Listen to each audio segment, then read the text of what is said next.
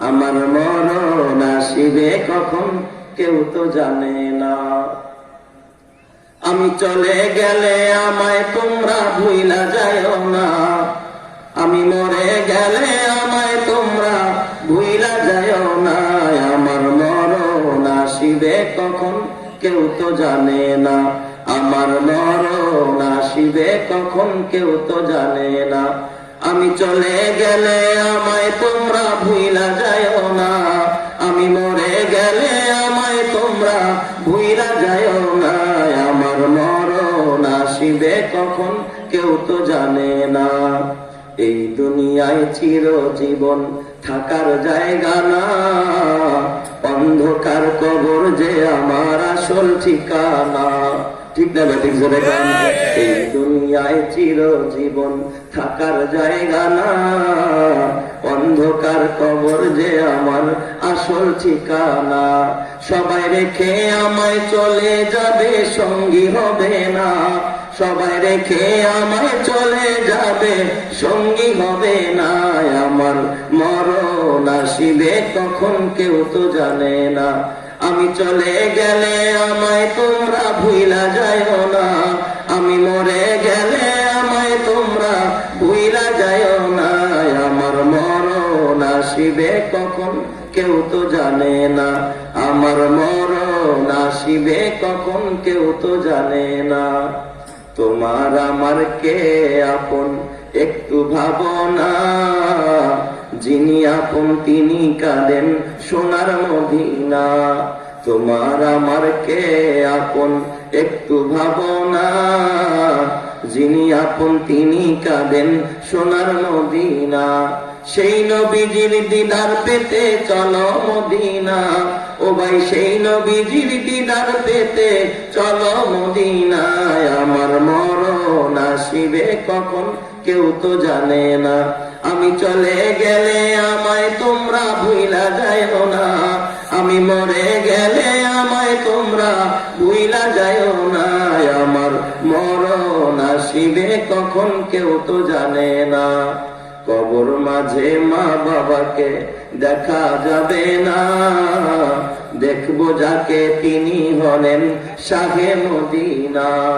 কবর মাঝে মা বাবাকে দেখা যাবে না, দেখবো যাকে তিনি হলেন শাহে মদিনা। ও ভাই সেই নবীজির দিদার পেতে চলো মদিনা, সেই নবীজির দেখা পেতে চলো মদিনায়। আমার মরণ আসিবে কখন কেউ তো জানে না, আমি চলে গেলে আমায় তোমরা ভুইলা যাও না, আমি মরে গেলে আমায় তোমরা ভুইলা যাও না। আমার মরণ আসিবে কখন কেউ তো জানে না, আমার মরণ আসিবে কখন কেউ তো জানে না। কথা ঠিক না ঠিক জোরে বল। তাহলে মরতে হবে, কবরে যাইতে হবে, কোনো সন্দেহ আছে নাকি? কোনো সন্দেহ নাই। দুনিয়া অনিশ্চিত কিন্তু আখিরাত নিশ্চিত। আমার বাবা, এই জন্য যদি ওই আখিরাতে মুক্তি পাইতে চাও, এ দোস্ত, গাড়ি চলার জন্য একটা রীতিনীতি আছে না নাই? তো দেখুন, ঘর বানানোর জন্য নিয়ম নীতি আছে না নাই? আছে না? আপনি এই যে মাইক্রোফোনটা, মাইক চলতেছে, এটা চলার জন্য, আওয়াজ হওয়ার জন্য সিটিং এবং ফিটিং এর মধ্যে কিছু নিয়ম নীতি মানার দরকার আছে না নাই? কি বল আছে না? এমনকি মা বোনেরা ঘরের ভিতরে একটু তরকারি রান্না করে, মুরগি রান্না করলো, রোস্ট করলো, ফ্রাই করলো, জাল করলো, এটার জন্য তো নিয়ম নীতি মানার দরকার আছে না নাই? যে একটা মুরগির ভিতরে কি পরিমাণ তেল দিতে হয়, কি পরিমাণ লবণ, কি পরিমাণ আদা রসুন, কি পরিমাণ মশলা, এটা যদি পরিমাণের অতিরিক্ত দেয় খাওয়া যাবে? কেউ যদি শুনছে যে লবণ দিলে খুব মজা হয়, টেস্টি সল, মাশাআল্লাহ, একটা মুরগির মধ্যে মোটামুটি 200 গ্রাম মাইরা দিছে, তাহলে মোটামুটি খায়া তো মজা পাওয়া যাবে, তাই না? কথা কয় না? মজা বাড়বো না কেন? টেস্টি সলে তো মজা বাড়ায়, এখানে মজা বাড়বে না কেন? পরিমাণে কি হয়ে গেছে? বেশি হয়ে গেছে। আপনার আলু ভর্তা, 3টা আলু ভর্তার ভিতরে কি পরিমাণ তেল দেওয়া দরকার, লবণ দেওয়া দরকার, এর একটা নিয়ম নীতি আছে না নাই? নিয়ম মতো দিলে মজা লাগবে, আর নিয়মের বাহিরে দিলে মজা তো দূরের কথা, খাওয়াই চলবে না। দুনিয়ার সবকিছুতে মজা পাওয়ার জন্য, মাকসাদ হাসিলের জন্য নিয়ম মানতে হয়, আল্লাহকে পাওয়ার তো কোনো নিয়ম নীতি নাই। কথা কয় না সবাই? হ্যাঁ, জোরে বলেন, আছে না নাই? আল্লাহকে পাওয়ার জন্য নিয়ম নীতি হলো ওই বট গাছের নিচে যায় খাজার নামে মাজার বসায়া, ড্যাগ বসায়া, তারপরে চালু কাপড় করে রাস্তা করে ফালাইবেন, তাইলে আল্লাহ পেয়ে যাবেন। কথা কয় না? পাওয়া যাবে নাকি? না না না। আল্লাহকে যদি পাইতে চাও, আল্লাহর মহব্বত যদি হাসিল করতে চাও, খোদার জান্নাত যদি পাইতে চাও, আল্লাহ পাকের কোরআন বলে, কুল ইন কুনতুম তুহিব্বুনাল্লাহ ফাত্তাবিউনি ইউহিব্বুকুমুল্লাহ ওয়া ইয়াগফির লাকুম যুনুবাকুম ওয়াল্লাহু গফুরুর রহিম। আল্লাহ পাক বলেন, যদি তোমরা আল্লাহর মহব্বত হাসিল করতে চাও, আল্লাহকে পাইতে চাও, কুল, হে নবী আপনি বলেন, কুনতুম তুহিব্বুনাল্লাহ, যদি আল্লাহকে ভালোবাসতে চাও, আল্লাহর দিদার চাও, আল্লাহর সান্নিধ্য হাসিল করতে চাও, আল্লাহর নিয়ামত পায়া তুমি জান্নাতে যাইতে চাও, তাহলে তোমার যে কাজটা করতে হবে সেটা হলো ফাত্তাবিউনি। আল্লাহ বলেন, রসুল আপনি বলে দেন তারা যেন আপনি রসুলের ইত্তেবা করে। আল্লাহ রসুল বলেন তারা যেন আমার ইত্তেবা করে। যারা আল্লাহ রসুলের ইত্তেবা করবে তারা পাওয়া যাবে কাকে? আরো যদি কন্যা কাকে? রসুলের ইত্তেবা করলে কাকে পাওয়া যায়? আল্লাহকে পাওয়া যায়।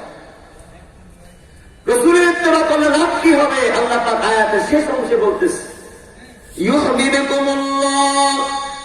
কোন মানুষ যদি আল্লাহর রসুলকে ভালোবাসতে পারে, আল্লাহর রসুলের ইত্তেবা করতে পারে, তাহলে তার দুইটা লাভ। এক নম্বর লাভ হবে ইউহিব্বুকুমুল্লাহ, আল্লাহ পাক তাকে বন্ধু বানায় নিবে। আল্লাহ পাক হবেন আশিক আর সে হবে মাশুক। এ বাবা, আপনারা বলেন আশিকের দাম বেশি না মাশুকের দাম বেশি? যাকে ভালোবাসা হয় তাকে তার দাম বেশি না যে ভালোবাসে তার দাম বেশি? যার ভালোবাসা, এ বাবা, যার দাম বেশি তাকেই তো মানুষ ভালোবাসে। যেমন কোরআনকে মানুষ ভালোবাসে, কেন? কোরআনের দাম বেশি। আলেমকে মানুষ ভালোবাসে, কেন? আলেমের দাম বেশি। মাদ্রাসাকে মানুষ ভালোবাসে, কেন? মাদ্রাসার দাম বেশি।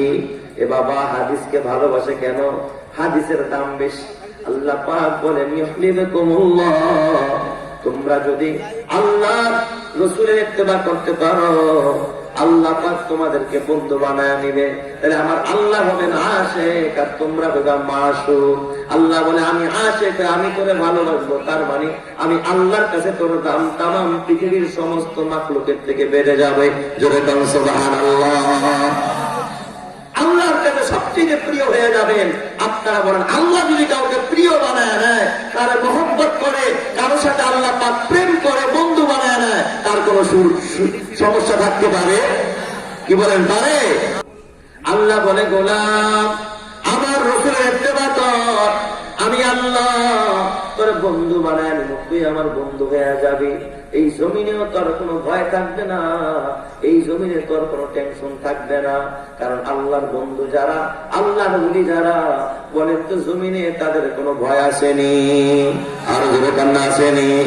আল্লাহর ওলিদের জমিনের ভিতরে কোনো ভয় নাই। কারণ আল্লাহ কোরআন বলে, আলা ইন্না আউলিয়া আল্লাহ লা খাউফুন আলাইহিম ওয়া লা হুম ইয়াহজানুন আল্লাযীনা আমানু ওয়া কানু ইয়াত্তাকুন। আল্লাহ বলে, যারা আমার বন্ধু, এই জমিনে যারা আমার ওলি, যাদের নাম আমার বন্ধুর খাতায় উঠবে, লা খাউফুন আলাইহিম, জমিনেও তাদের কোনো ভয় নাই, ওয়া লা হুম ইয়াহজানুন, আখিরাত নিয়ে তাদের কোনো টেনশন নাই। আমি আল্লাহ জমিনেও তাদেরকে নির্ভীক বানায়া দিব, আখিরাতেও তাদেরকে আমি আল্লাহ নিশ্চিন্ত মনে জান্নাতের মেহমান করব। জোরে বলেন সুবহানাল্লাহ। জমিনেও তারা কাউরে ভয় করবে না, পরোয়া করবে না, আখিরাতে তাদের কোনো টেনশন নাই, মিজান নিয়ে টেনশন নাই, পৌঁছিরাত নিয়ে টেনশন নাই, আরে আমলনামা নিয়ে টেনশন নাই, জাহান্নাম নিয়ে টেনশন নাই। তাদেরকে মুক্তি দান করবেন কে? আল্লাহ। আমার বাজান, দেখেন না আল্লাহর একজন ওলি শাহজালাল মুজাদ্দিদ ইয়ামানি, নাম শুনছেন নি আপনারা? ছোট বুজুর্গ না বড় বুজুর্গ? হযরত শাহজালাল মুজাদ্দিদ ইয়ামানি রাহমাতুল্লাহ আলাইহি যখন সিলেটের জমিনে শাহজালাল মুজাররাদে ইয়ামানি একজন নয়, দুইজন নয়, 360 আউলিয়ার কাফেলা নিয়ে আগমন। কতজন ওলি ছিল? 360 আউলিয়ার কাফেলা নিয়ে শাহজালাল মুজাররাদে ইয়ামানি যখন সিলেটের জমিনে সুরমা নদীর পাড়ে এসে তাবু স্থাপন করলেন। সুরমার পাড়ে তাবু ধরেছেন শাহজালাল। এই সফরের ভিতরে 360 আউলিয়ার কাফেলা। শাহজালাল মুজাররাদে ইয়ামানির একজন ভাগিনা ছিল, নাম তার শাহপরান। হযরতে শাহজালাল রহমাতুল্লাহ আলাইহি শাহপরানকে ডাক দিয়ে কও, ও ভাগিনা শাহপরান, আমি তো গৌর গোবিন্দের বিরুদ্ধে লড়াই করতে আসছি, পাপিষ্টের বিরুদ্ধে। তবে ভাগিনা রে, গৌর গোবিন্দ একজন নাপাক, ওর দেহটাও নাপাক, ওর ব্লাডটাও নাপাক। ওর নাপাক ব্লাড আমার পবিত্র তরবারির মধ্যে লাগায়া আমার পবিত্র তরবারিটা আমি নাপাক বানাইতে চাই না। যেরকম সুবহানাল্লাহ।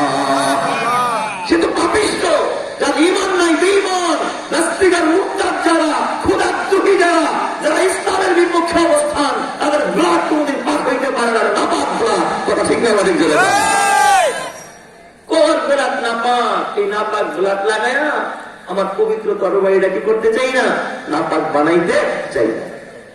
হযরতে শাহপরান ডাক দিয়া কয়, মামা তাইলে আপনি কিভাবে যুদ্ধ করবেন এই পাপিষ্টের সাথে তরবারি ছাড়া? শাহজালাল ডাক দিয়া কয়, ভাগিনা শাহপরান, শুনে রাখ, শুনে রাখ, তুই সিলেটের জমিনে গিয়ে একটু তালাশ কর, এমন একজন মুসলমান খুঁজে পাস কিনা যেই মুসলমানটার জীবনে আসরের নামাজটা কাজা হয় নাই। এমন একজন মুসলমান আমার আইনা দে, ময়দানে দেখবি আমি কেমনে খেলাটা দেখায়া দেই। জোরে কোন সুবহানাল্লাহ। এমন একজন মানুষ আইনা দে যার জীবনে কি কাজা হয় নাই, আসর কাজা হয় নাই। আমরা এখানে যারা এসেছি, আমাদের বাধা হওয়ার পরে আসরের নামাজ জীবনেও কাজা হয় নাই, এমন কেউ আছেন? কথা কয় না, আছেন কেউ? সাহস করে হাত তুলতে পারবেন না? এই সৎ সাহস ধারণায় কোনদিন না কোনদিন কাজা হয়ে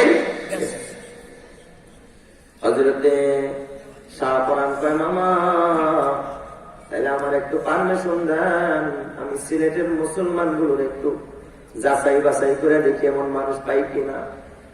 পুরা সিলেটের জমিনকে তন্ময় তন্ময় করে খুঁজতেছে, মানুষগুলো ডাইকা ডাইকা জিজ্ঞেস করে, ভাই তোর জীবনে আসল কাজা হয়েছে? কয়, হ্যাঁ আমার জীবন আসল কাজা হয়েছে। খবর নিতে নিতে নিতে নিতে একজন মানুষ খুঁজে পায় না। এবার আসর কেন? এমন মুসলমান আছে এখানে বসা, যারা সূরা ফাতিহা সহি শুদ্ধ করে পড়তে পারে না, আছে না নাই? দোয়া কুনুত পড়তে পারে না। আমার মনে হয় যেন বর্তমানে প্রায় 65% মানুষ দোয়া কুনুত পারে না। ঠিক না ভাই? ঠিক। আমি যদি দুই একজনের দাঁড় করায় বলি, ভাই আপনি দোয়া কুনুতটা শোনান, সাহস নিয়ে দাঁড়াইতে পারবে? খুব কম মানুষই পারবে যে দোয়া কুনুত পারে। আমার তো একবার এক ঘটনা, আমার মিরপুরের ঘটনা আর কি। একবার এক কুয়েতি মসজিদ উদ্বোধন করতে কুয়েত থেকে মেহমান আসছে। তারা ঘোষণা দিছে যে মসজিদ উদ্বোধনে যারা উপস্থিত থাকবে সবাইকে 500 করে টাকা দেওয়া হবে। কয় টাকা? 500 টাকা। টাকার অভাব পাইয়া 1989 সালের কথা, বাস্তব ঘটনা আর কি। বা সনদে আমার কাছে একজনে ঘটনাটা শোনাইছে আর কি, আমার এক সাথী ভাই। তো বললো টাকার অফার পায়া, তখন তো ভাই 500 টাকা মানে বর্তমানে 5000 টাকা আর কি। রিক্সার চালক, শ্রমিক, দিন মজুর, স্কুল কলেজ তো সব বন্ধ শুক্রবার। পাবলিক এমন ঝুইকা পড়ছে, মসজিদ, রাস্তাঘাট, মাঠ, আঙিনা সব ভরে গেছে। এখন মেহমানরা, কুয়েতি সংস্থার মেহমানরা আসছে, টাকা পয়সাও কিছু দিবে পাবলিক রে নামাজ টামাজের পরে আর কি। এখন পিছনের দিকে তাকায় দেখে, হায় সর্বনাশ, 500 করে দিন মতো নিয়ত করছে, এখন তো 5 টাকা করে দিলেও বাগে দেবো না। যেই পরিমাণ মানুষ আসছে আর কি। আপনারা বলেন এই লোকগুলো কি আসলে নামাজের মহব্বতে আসছে না টাকার মহব্বতে? টাকার মহব্বত। এখন মেহমানরা টানা বিষয় শুরু করছে যে মান সম্মানের ব্যাপার, বলছি 500 করে টাকা দিব, কিন্তু এখন যেই পরিমাণ মেহমানের আগমন, এই 5 টাকা করেও তো ভাগে পাবে না, এত টাকা কোথায় পাবো? মেহমানরা খুব বিভ্রান্তির ভিতরে, খুব লজ্জার ভিতরে, অস্বস্তিকর অবস্থা, তাদের ভিতরে কানা ঘুষা। ওই মেহমানদের ভিতরে একজন আলেম ছিলেন। আলেম দেখেন আলেমের কত বুদ্ধি, সুবহানাল্লাহ। আলেমে কয় ভাই এত কানা ঘুষা করে লাভটা কি, টাকা যা আনছেন দিয়ে আমারও থাকবো। কয় টাকা করে? 500 করে। এই নিয়ে কম কি আপনি? টাকায় দেখছেন চোখের পাওয়ার ঠিক আছে, আমার পাওয়ারও ঠিক আছে, সবই ঠিক আছে, টাকা যা আনছেন এগুলো দিয়ে আমারও বাঁচবে টাকা। কেমনে? মাইকটা আমার হাতে দেন দেখি। মাইকটা হাতে নিয়ে কয়, প্রিয় ভাইয়েরা, আপনারা যারা এসেছেন, মেহমান বলছে আপনাদের জন্য পর্যাপ্ত হাদিয়ার ব্যবস্থা আছে, টাকা দেওয়া হবে। তবে বড় মেহমান আমাকে একটা কথা বলছে, আপনারা যখন টাকা নিতে আসবেন সিরিয়াল ধরে আসবেন, কোনো ঘোরাঘুরি পাড়াপাড়ি করবেন না, একের পর এক আসবেন, আইসা আইসা দোয়ায় কোন শোনাবেন আর 500 করে টাকা নিয়ে যাবেন। রিস্কাওয়ালায় তো আমি যাই, রিস্কাওয়ালায় দৌড় মারছে,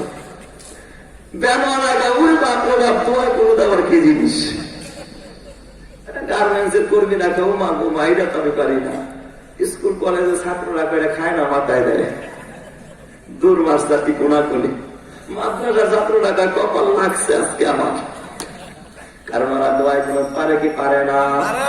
ওরা বড় খুশি, মুহূর্তের মধ্যে ময়দান খালি। আমার বাজার, ও আমার বাবা, আজকে আমাদের হালাত, আজকে দেখবেন আমরা গান বাজনা করি। এমন মুসলমান আছে এখানে যদি জিজ্ঞেস করি বাবা আপনি একটা গান শোনান, এমন কেউ নাই যে একটা গান পুরাপুরি সে পারে না। অন্তত আগের হোক আর কালকের হোক, যখনকার হোক একটা গান, এই গীতি আর ওই গীতি, পল্লী গীতি আর যে গীতি হোক না কেন, একটা গান সে সহি শুদ্ধ করে মদ গুন্না সহকারে, দেউলু সহকারে, হেলা বিলা হইলেও গাইতে পারে। ঠিক না ব্যাটিক জোরে গান? সবার জীবনে একটা গান সে গাইতে পারে। কিন্তু এমন মুসলমান আছে যে সূরা ফাতিহা পড়তে পারে না, আছে না নাই? তোমার কপাল খুলে গেছে, সূরা ফাতিহা পারো না, অথচ তুমি গান গাও। বাবারে খবরদার, খবরদার, যদি সূরা ফাতিহা সহি না করলা, নামাজ সহি না হয়ে গেল, মরতে দেরি হবে বাবা। মুনকার নাকিরের সওয়াব যদি দিতে না পারো, কবরের ভিতরে জাহান্নামের আগুন জ্বলতে দেরি হবে না। কথা ঠিক না ঠিক করে দাও। এই সমস্ত মাদ্রাসা গুলো বাবা, নুরানি মাদ্রাসা, কোরআনের মাদ্রাসা, এই সমস্ত মক্তব গুলো, মসজিদ গুলোর দরকার, আর ওয়াজ মাহফিলের দরকার আছে না নাই? মাহফিলের দরকার আছে না নাই? হযরত শাহবান রহমাতুল্লাহ আলাইহি সিলেটের মুসলমানদেরকে পরীক্ষা নেয়, ডাক দিয়া বলে বাবা তুই বল তোর জীবনে কোন আসরের নামাজ কাজা হয়েছে নি? সারাদিন তালাশ করতেছে, একটা মুসলমানও খুঁজা পায় না যার জীবনে কোনদিন আসরের নামাজ কাজা হয় নাই। সর্বশেষ শাহপরান রহমাতুল্লাহ আলাইহি শাহজালালের কাছে একটা ডাক দিয়া, মামা ও মামা, গোটা সিলেটের জমিনটা তন্ময় তন্ময় করে তালাশ করলাম রে মামা। মামা গো, এমন একটা মুসলমান পাইলাম না যে মুসলমানটার জীবনে আসরের নামাজ কাজা হয় নাই। শাহজালাল ডাক দিয়া ভাগিনা শাহপরান, তাইলে তো আমার জীবনটা ব্যর্থ রে ভাগিনা, আমি যা চাইলাম তা হলো না, আমার তেমন একটা মুসলমান দরকার। তবে ভাগিনা রে, তুমি বলো তোমার কি হালাত, তোমার জীবনে কোনদিন আসরের নামাজ কাজা হয়েছে কিনা? হযরত শাহজালাল ডাক দিয়া, মামা ও মামা, ওই জাতে পাকের কসম, যে আল্লাহর কুদরতি কবজা আমি শাহপরানের জীবন, মামা কিসের আসর, কিসের মাগরিব, কিসের এশা, কিসের ফজর, মামা গো আমার জিন্দেগিতে একত্র নামাজ আমার কোনদিন কাজা হয় নাই। চিৎকার মেরে বলুন সুবহানাল্লাহ। মামা আমার জীবনে কোন নামাজ কাজা হয় নাই। শাহজালাল ডাকা ভাগিনা শাহপরান, তোরই তো আমি তালাশ করতেছি রে ভাগিনা। ও ভাগিনা, তোর জবান বড় দামি, তোর হাত বড় দামি, যে জবান, যে হাত কোনদিন আল্লাহর হুকুম অমান্য করে নাই, নামাজ পারে নাই। এই যে একটা উজুর বদলা দেখা যায়, যা সুরমা নদীর থেকে এক বদলা পানি নিয়ে আয়। শাহপরান ডাক দিয়া, মামা গো, উজুর পানি দিয়ে আপনি কেমনে আবার যুদ্ধ করবেন? হযরত শাহজালাল ডাক দিয়া, শাহপরান তুই কি নবীর ওই হাদিস পড়ছ নাই? আল্লাহর রাসূল বলেছেন, ক্বালা রাসূলুল্লাহ সাল্লাল্লাহু আলাইহি ওয়াসাল্লাম, আল ওযু সিলাহুল মুমিন, ওযুই হইল মুসলমানের এক নম্বরের হাতিয়ার। এ মুসলমান, মুসলমানদের কোন অস্ত্র লাগে না, কামান লাগে না, বিমান লাগে না, এতম বোমা লাগে না। মুসলমানদের ভিতরে আছে ঈমান, চোখের মধ্যে আছে অশ্রু, আর মুসলমানদের আছে ওযু। এই ওযুই হলো মুমিনের এক নম্বরের হাতিয়ার। মুমিন যদি খাঁটি ভাবে ওযু করতে পারে, আল্লাহ পাক তাগুতের তখ্তকে আল্লাহ পাক মুহূর্তের ভিতরে তসনস করে দিতে পারে। কথা ঠিক না ঠিক জোরে কথা কিনা? যা ওযুর পানি নিয়ে আয়। শাহ পরান রহমাতুল্লাহ আলাইহি সুরমা নদী থেকে এক বোতল পানি এলাম, আমার দিচ্ছেন জানমান ওযু করে। হযরতে শাহজালাল ওযুর বদলা নিয়ে ওযু করতে বসছে। শাহজালাল এক জায়গা ভাগিনা, শাহজালাল আমি ওযু করবো মানে অস্ত্র ধার দিব, ওযু করবো মানে অস্ত্র ধারাইতে থাকি। আর বাগিনা তোর জবান বড় দামি, এই দাবি জবান দিয়ে তুই আজান দিতে থাক। হযরতে শাহজালাল রহমাতুল্লাহ আলাইহি ওযু বানায় আর শাহপরান কেবলাম কি হয়ে আজান দিতেছে, আল্লাহু আকবার, আল্লাহু আকবার, আল্লাহু আকবার, আল্লাহু আকবার। চারবার আরবাআতু তাকবীরাত, চারবার যখন আল্লাহু আকবারের ধ্বনি দিছে, চারটা ধ্বনি দেওয়ার সঙ্গে সঙ্গে গৌর গোবিন্দের চারতলা ভবন ছিল, চারতলা বিল্ডিং ছিল, সঙ্গে সঙ্গে ধুলার সাথে মিশে গেছে। চিৎকার মেরে করুন সুবহানাল্লাহ। এই যে গৌর গোবিন্দ ভবন ছাইরা, বিল্ডিং ছাইরা সিলেটের জমিন ছাড়ছে, মরার আগ পর্যন্ত আর কোনদিন সিলেটের জমিনের দিকে ফিরে তাকায় নাই। জোরে করুন সুবহানাল্লাহ। ছুটে আয় শাহজালালের নির্ভীক সৈনিকেরা, খতম কর গোবিন্দের ওই চেনাচা মুন্ডা গুলা। ছুটে আয় শাহজালালের নির্ভীক সৈনিকেরা, খতম কর গোবিন্দের ওই চেনাচা মুন্ডা গুলা।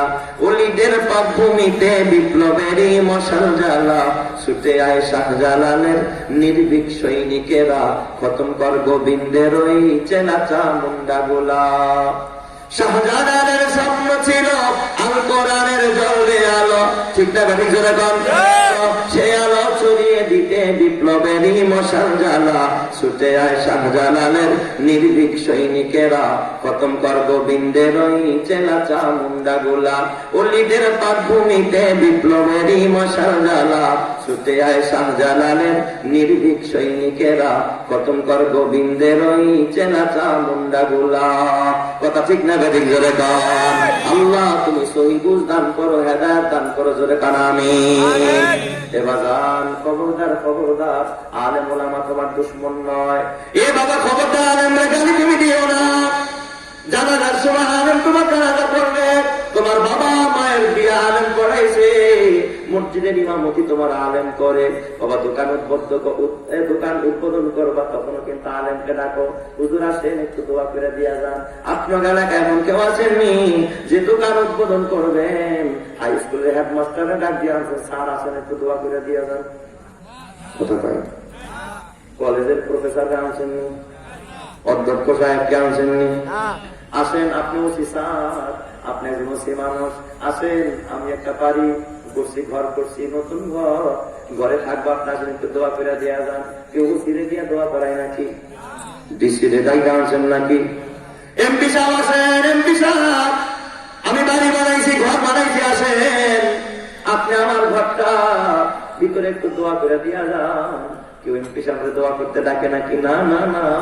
বিপদেও তোমার আলেম থাকে, সুখেও তোমার আলেম, দুঃখেও তোমার পাশে আলেম, কবরেও তোমার পাশে আলেম থাকবে। হাসরের ময়দানে তিন শ্রেণীর মানুষ মানুষকে সুপারিশ করবে। তিন প্রকারের মানুষ সুপারিশ করবে। আল আম্বিয়া, এক নম্বর হলো নবীরা, সুম্মাল উলামা, দুই নম্বর আলেমরা, সুম্মা শুহাদা, তারপর হলো শহীদরা। বলেন তো বাবা, এ বাবা যে যার সাথে সম্পর্ক রাখে, বিপদে পড়লে সে সবার আগে কাছে যায়, দৌড়ায়, ঠিক না ঠিক জোরে কর। যারা আলেমদের সাথে সম্পর্ক ভালো রাখবে, হাসরের ময়দানে আলেমরা তাদের পাশে দৌড়ায় যাবে, তাদেরকে সুপারিশ করে খোদার জান্নাতে নিয়ে যাবে। কথা ঠিক না ঠিক জোরে কর। অথচ এ বাজার ব্যক্তির কিতাবের মধ্যে রাখা মান সাব্বা আলিমান ফাকাদ কাফার, যে আলেমকে গালি দেয় সে কুফরি করলো বাবা, ঈমান চলে যায়। খবরদার খবরদার, কার কোনে কইরা তুই আলেমরে গালি দেস? এ কার আসে কইরা তুই আলেমরে গালি দেস? কার আসে কইরা তুই আলেমরে গালি দেস? তোরা আমার বাবা তো আদম, আদম তো আলেম ছিলেন, মোল্লা ছিলেন। এই পৃথিবীর প্রথম মানুষ কি বলেন তো জেনারেল ছিল না আলেম ছিল? কথা কয় না? আমিও যেই আদমের সন্তান, মিস্টার জর্জ ডব্লিউ বুশ কার সন্তান? কথা কয় না? আদম সন্তান না? নাস্তিকরাও আদম সন্তান, হিন্দুরাও আদমের সন্তান, বৌদ্ধরাও আদমের সন্তান। পৃথিবীর প্রথম মানুষ কিন্তু হিন্দু না, প্রথম মানুষ বৌদ্ধ না, প্রথম মানুষটা নাস্তিক না, প্রথম মানুষটা জেনারেল না, প্রথম মানুষটা দাড়ি ছাড়া না। প্রথম মানুষ আদম। আদমও কিন্তু টুপিওয়ালা, আদমও কিন্তু দাড়িওয়ালা, আদমও কিন্তু জুব্বাওয়ালা, আদমও কিন্তু নামাজওয়ালা। পৃথিবীর শুরুর মানুষটা তোমার আমার পিতা। এই বাবা, পুরুষেরও পিতা যিনি, নারীদেরও পিতা তিনি। এ বাবা, মুসলমানদের পিতা যিনি, হিন্দুদেরও পিতা তিনি। নাকি হিন্দুরা তা আমাদের আদি পিতা আদম না? অস্বীকার করতে পারবে নাকি? বৌদ্ধরা পারবে নাকি? খ্রিস্টানরা পারবে নাকি? ইহুদিরা পারবে নাকি? এ বাবা, যেই সন্তান পিতার আদর্শ মানে ওটা সুসন্তান, আর যেই সন্তান পিতার আদর্শ মানে না, যেই সন্তান পিতার আদর্শকে গালি দেয় তার মানে পিতার আদর্শ হলো মাথায় টুপি। যেই সন্তান টুপিরে গালি দেয় ওটা কুসন্তান, যেই সন্তান দাড়িকে গালি দেয় ওটা কুসন্তান, দারস সন্তান। যেই সন্তান পিতার আদর্শ জুব্বা, পিতার আদর্শ জুব্বা গালি দেয় ওটা দারস সন্তান, কুলাঙ্গার সন্তান। কথা ঠিক না? ঠিক করে বল। এই জন্য বাজান তোমাদের হাতে পায়ে ধরে বলি, খবরদার খবরদার। পিতার আদর্শ হলো কোরআন, পিতার আদর্শ হলো সুন্নাহ, পিতার আদর্শ হলো আল্লাহ। এ বাবা, খবরদার খবরদার। কার প্রেমে কইরা পিতার আদর্শে কোরবানি দাস, সুসন্তান হইতে পারবি না, কুসন্তান হইয়া জাহান্নামের আগুনে জ্বলতে হবে। কথা ঠিক না? ঠিক করে কান। আল্লাহ তুমি সহি বুঝদান করো, জোরে কান আমিন, আর জোরে কান আমিন। তো আমি যেই কথা বলতে চাইছিলাম, আল্লাহ পাক বলে ইউহিব্বুকুমুল্লাহ। এই তারা যদি আমার রাসূলের ইত্তেবা করো, আমার রাসূলকে মানো, আমার রাসূলকে অনুসরণ করো। রাসূলের ইত্তেবা করা মানে শুধুমাত্র রাসূলের জন্মদিনে বাবা, জন্মদিনে কেক কাইটা খাওয়া আর মৃত্যুর দিনে খালি মিলাদ করা, এটাই কি রাসূলের আদর্শ নাকি? কথা বলে না সবাই?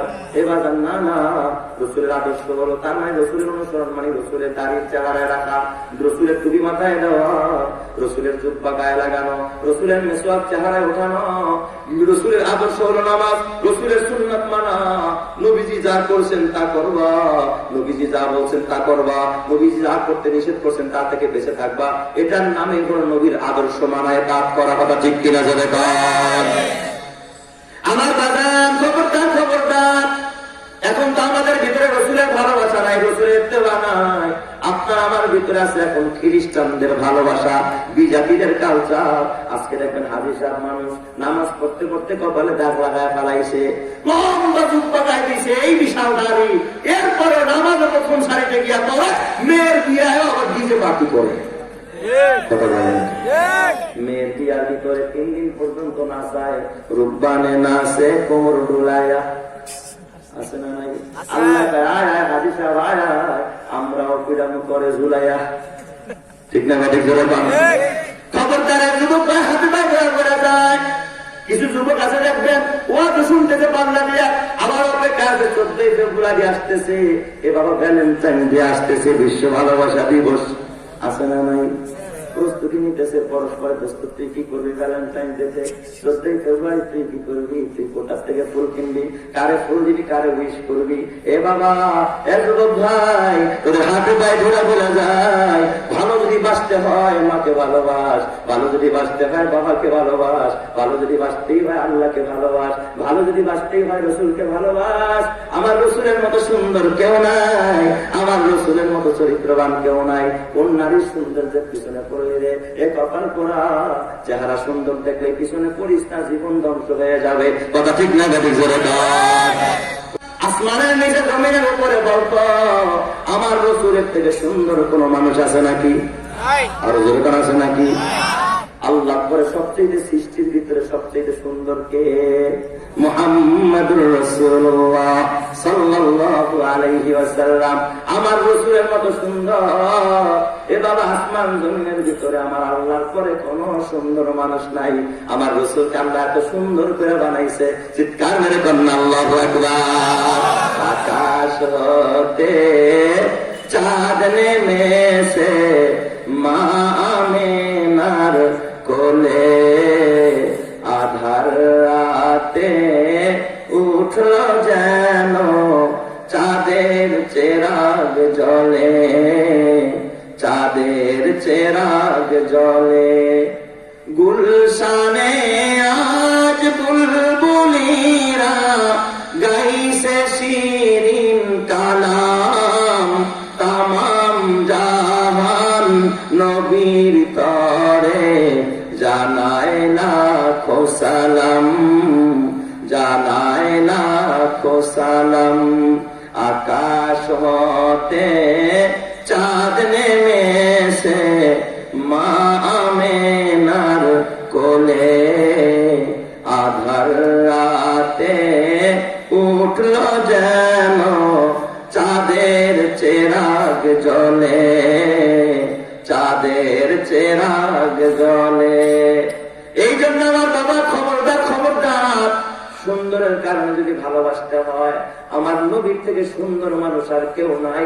অতএব ভালো যদি বাসতে হয় নবীকেই ভালোবাসতে হবে। কথা ঠিক কিনা?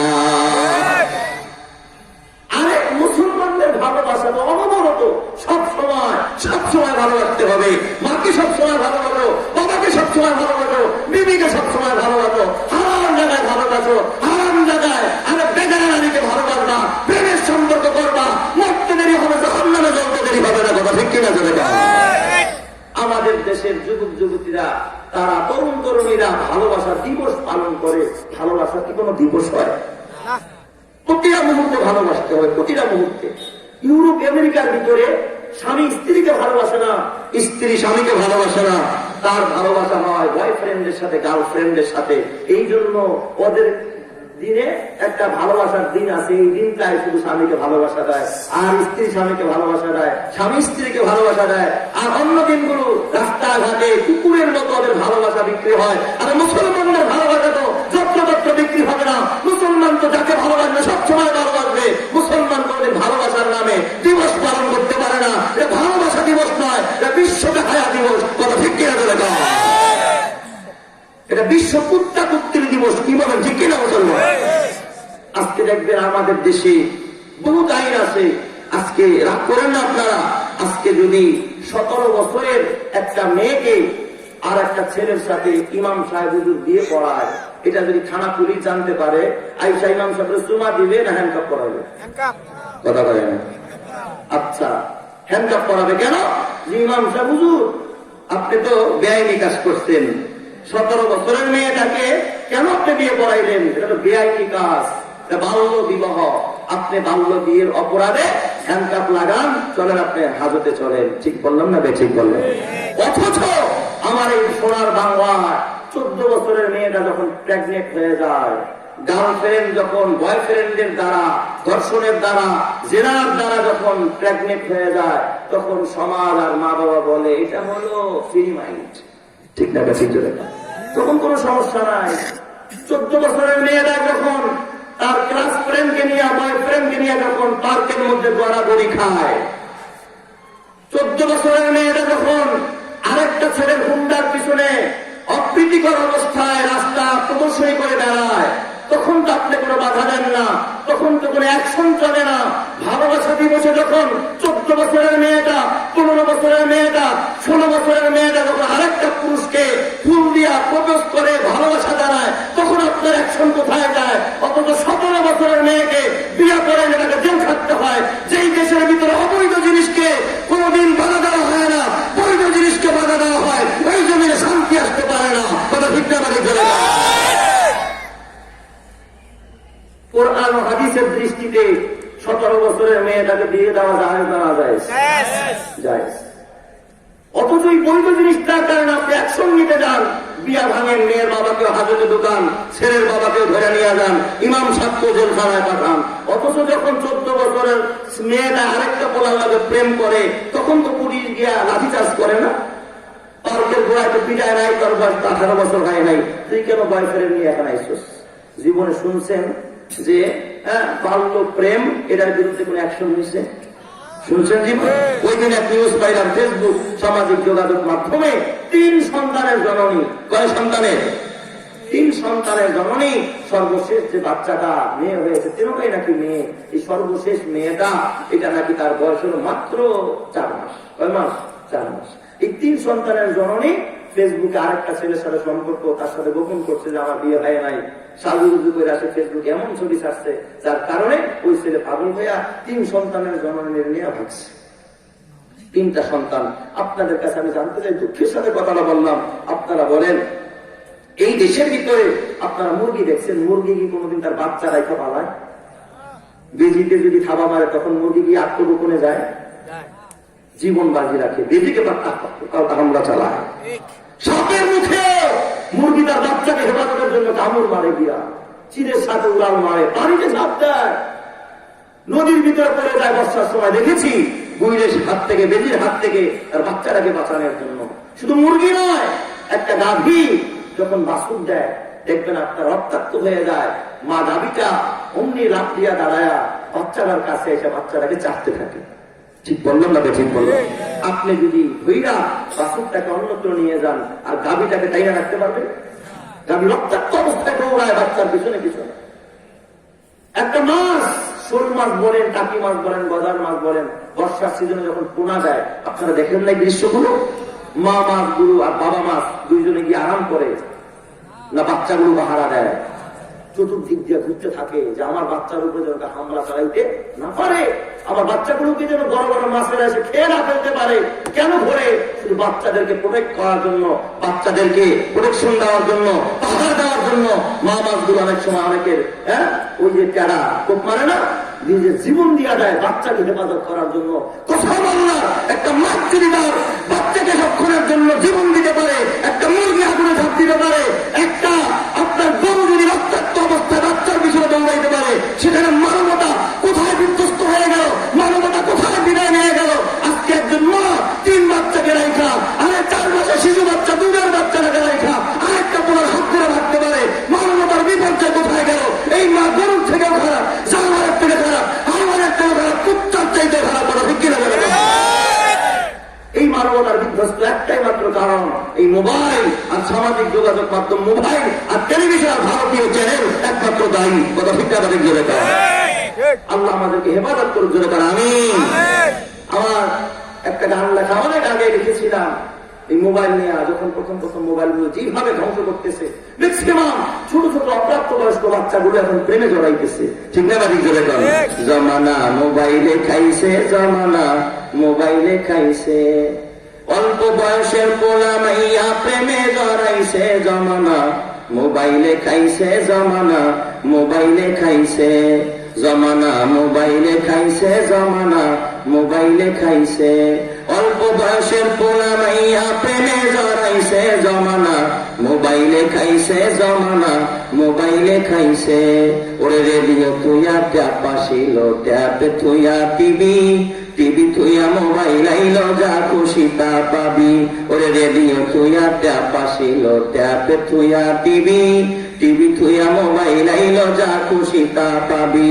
ওই টিভির পর্দায় যাহাই আছে, মোবাইলে তাই আছে, আরো কত আজে বাজে মোবাইলে দেখতাছে।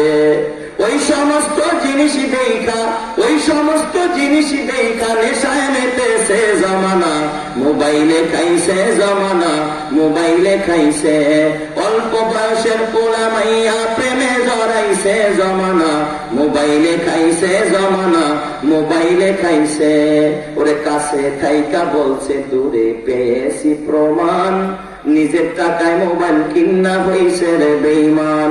ওরে দূরে থাইকা বলছে কাছে পেয়েছি প্রমাণ, নিজের টাকায় মোবাইল কিনা হইছে রে বেঈমান। ওরে খুন করা আসামি পায় না, খুন করা আসামি পায় না, পরিধি গাইছে জমানা মোবাইলে খাই খাইছে জামানা, মোবাইলে খাইছে। অল্প বয়সের পোলা মাইয়া প্রেমে জড়াইছে জামানা, মোবাইলে খাইছে জামানা, মোবাইলে খাইছে। কথা ঠিক না ঠিক জোরে কান।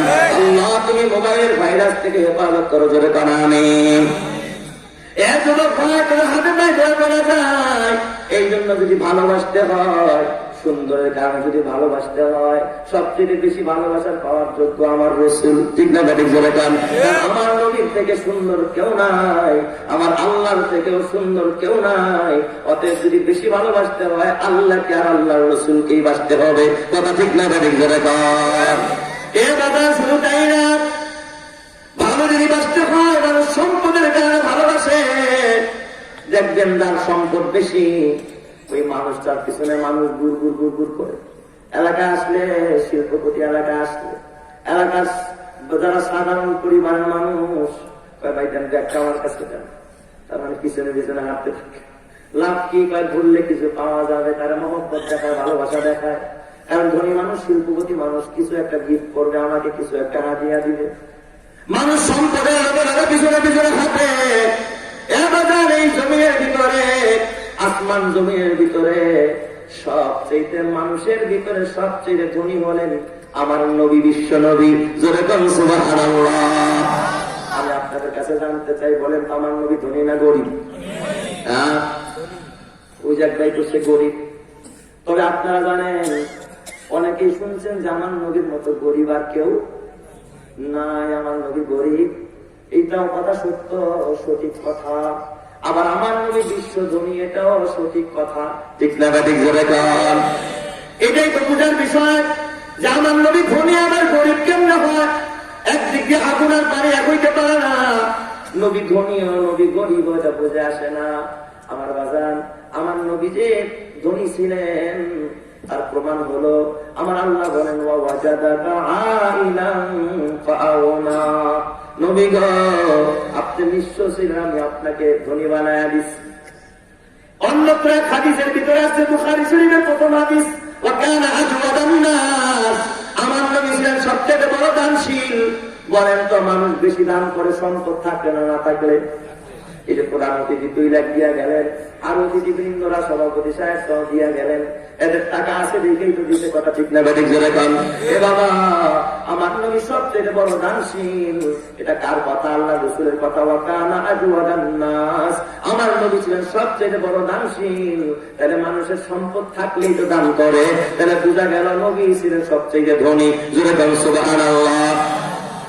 আরেকটা দলিল পেশ করি, বিদায় হজের সময় আমার নবী যখন 16 লক্ষ সাহাবায়ে কেরাম নিয়ে বাইতুল্লাহ শরীফে যায়, কাবা তওয়াফ করে, মিনার ময়দানে ইয়ামুন নাহারের দিনে আমার নবীজি একটা দুইটা নয়, এ বাজার পৃথিবীর ইতিহাসে কত রাজা, কত বাদশা, কত এমপি, কত মন্ত্রী, কত মিনিস্টার, কত রাষ্ট্রপ্রধান বাইতুল্লাহ তওয়াফ করতে গেল। আপনারা হিসাব ইতিহাস দেখাইতে পারবেননি যে কোন প্রধানমন্ত্রী, কোন রাষ্ট্রপতি, কোন বাদশা, কোন এমপি মন্ত্রী বাইতুল্লাহ গিয়া কোরবানির দিনে 100 উট কোরবানি করছে। ইতিহাস আছে নাকি? নাই নাই। কিন্তু আজ থেকে বাবা 1500 বছর আগে আমার নবীজি, বিশ্ব নবী, মিনার ময়দানে একটা আর দুইটা নয়, মিনার ময়দানে আরাফার দিনে নয় বাবা, কোরবানির দিনে আমার নবীজি নিজের হাতে 100 উট আল্লাহর রাস্তায় কোরবানি করছে। চিৎকার মেরে বলুন সুবহানাল্লাহ। কতটা উট? উটকে বলা হয় মরুর জাহাজ। বর্তমানে একটা বাজার প্যারানো গাড়ির যে দাম, একটা উটের সেই দাম। এরকম কয়টা উট কোরবানি করছেন নবী? 100 উট। তাহলে বলেন নবী ধনী না গরিব? আমার হাজার গরিব আছে, আমার নবী গরিব ছিলেন। আমার নবী কত গরিব, আমার নবী কত গরিব। আল্লাহ পাক বলেন, বাবা হাদিসের ভিতরে আছে, মাসের পরে মাস যাইত, দিনের উপরে দিন যাইত, আমার নবীর চুলায় আগুন জ্বলতো না, পেটে পাথর বাঁধছে। কথা ঠিক না বেঠিক জোরে কান। এ বাবা, ছোট্ট একটা ঘটনা শোনাই। ইসমাইল ফেরেশতা, যিনি এই দুনিয়ার আসমানের 70,000 রহমতের ফেরেশতাদের সর্দার, ইসমাইল ফেরেশতা এই জমিনের ভিতরে একবার আসছে। এটাই তার ফাঁস, এটাই তার নাশ। ইসমাইল ফেরেশতা একবার আইসা আল্লাহকে ডাক দেয়া বলে, আল্লাহ গো, তোমার নবীর একটু পরীক্ষা করতে চাই, দেখি তোমার নবী ধনী হইতে চায় না গরিব হইতে চায়। আল্লাহ পাক বলে, যা ইসমাইল যা, আমার নবীর পরীক্ষা কর। হযরত ইসমাইল ফেরেশতা জমিনের ভিতরে আইসা বিশ্ব নবীকে ডাক দেয়া কয়, ইয়া রাসূলুল্লাহ, ইয়া হাবিবাল্লাহ, আপনি কি সুলাইমানের মতো বাদশা হইতে চান নাকি? গোটা পৃথিবীটা ছেড়ে দাঁড়াবেন, আপনি কি বাদশা হইতে চান নাকি গরিব হইতে চান? আপনি গরিব হয়ে বাঁচতে চান না ধনী হয়ে বাঁচতে চান? এবার আমার নবী যখন কথা বলতেন কার ইশারায়?